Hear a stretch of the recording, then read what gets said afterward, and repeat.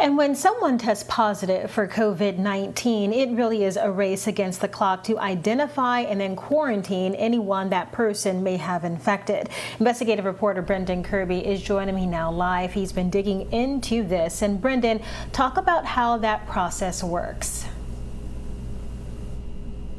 Well, Anise, this work falls to a small band of health department employees called contact tracers, and demand for their services exploded when the virus reached Alabama.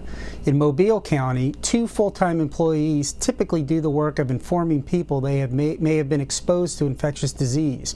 With the novel coronavirus, the department has shifted employees from other divisions to boost that to 11, and officials say they plan to retrain an additional 11 people. A separate unit called the Case Investigation Team interviews COVID-19 patients after getting a report from a laboratory or a doctor's office. Those workers gather contact information for the people that they live with and work with, in addition to so-called 615ers. That would be anyone who is 6 feet or closer to them for at least 15 minutes. Then the contact tracers go to work trying to reach all those folks and tell them of a possible infection so they can quarantine themselves and get tested. County health officials say the biggest challenge is getting accurate contacts for the people who are possibly infected. Carrie McNair, a health inspector who has been shifted to contact tracing, says COVID-19 patients aren't always cooperative.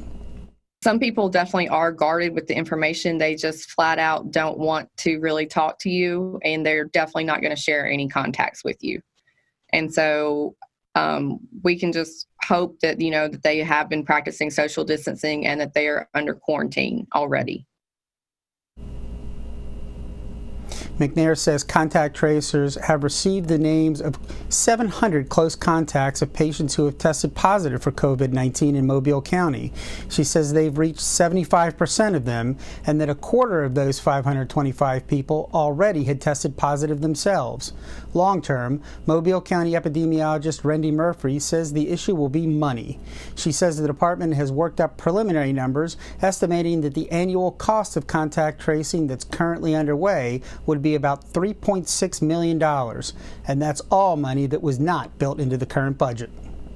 That's a really big number.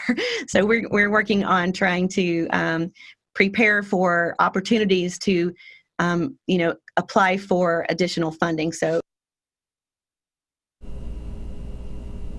contact tracing has been an issue all over the country, and the Alabama Department of Public Health says hundreds of those workers may be needed, but a state health official tells me that there are no immediate plans to hire additional staff. Reporting live for Fox 10 News, this is Brendan Kirby.